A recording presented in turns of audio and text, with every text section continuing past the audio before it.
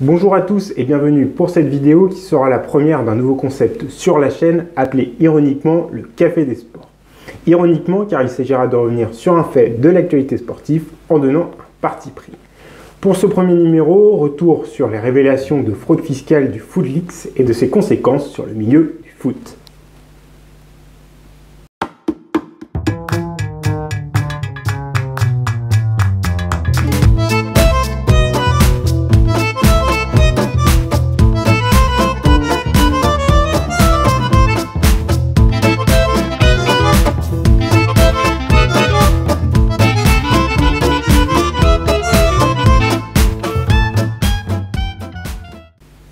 Pour commencer, petite mise au point sur ce que ne sera pas cette chronique. Il ne s'agira pas de revenir sur le fait que des footballeurs très bien payés essayent d'échapper à l'impôt. Les affaires récentes du Panama Papers ou du LuxLeaks doivent nous rappeler que les footballeurs sont finalement des riches comme les autres. Il ne s'agira pas non plus de revenir sur l'exemplarité des footballeurs. Bien sûr, ils ont un devoir d'exemplarité sur le terrain pour les millions de gamins qui les admirent. Mais vous ne me ferez pas croire qu'un gamin de 8 ans peut comprendre l'enjeu d'une évasion fiscale. Les choses mises au clair, retour sur les faits. Suite à l'enquête commune de plusieurs journaux, comme Mediapart, des pratiques d'évasion fiscale dans le football ont été révélées au grand jour. Certains footballeurs, et pas des moindres, ont été cités, comme la star portugaise du Real Madrid Cristiano Ronaldo ou le français Paul Pogba.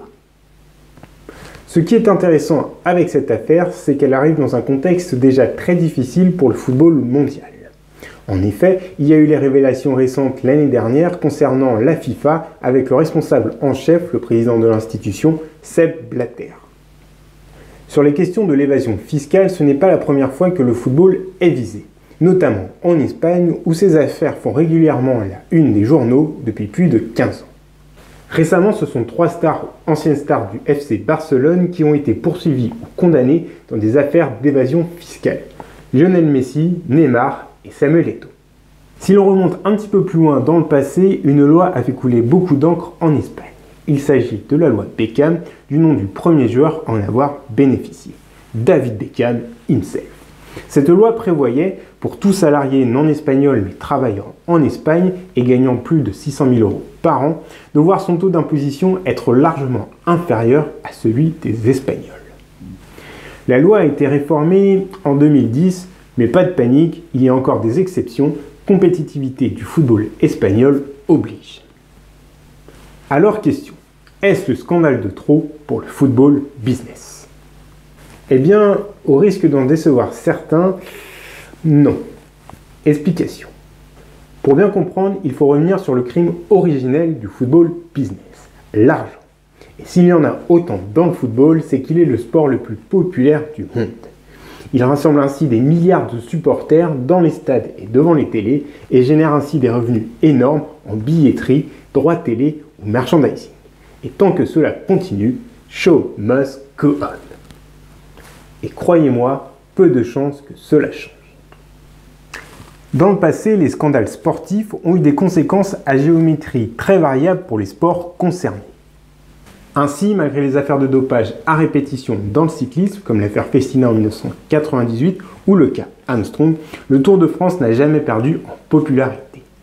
Et puis, les scandales fiscaux dont je vous parlais tout à l'heure n'ont eu aucune influence sur la fréquentation des stades en Espagne. A l'opposé, la multiplication des scandales autour de l'équipe de France de football, comme l'affaire Zaya ou la grève des joueurs, a obligé la Fédération française de football à mettre en place une charte éthique pour les joueurs en raison du désamour autour des Bleus, et donc des audiences TV.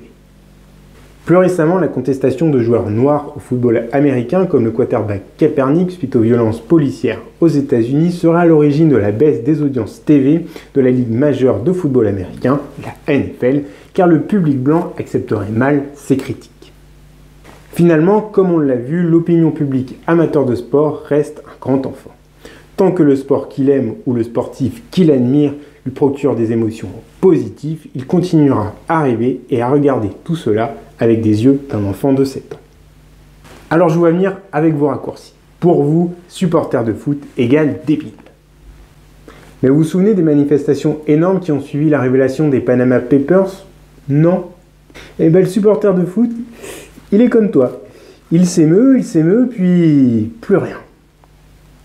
Alors oui, il va sûrement y avoir des enquêtes, des personnes inculpées, mais tout va continuer à aller bien dans le monde merveilleux du football business.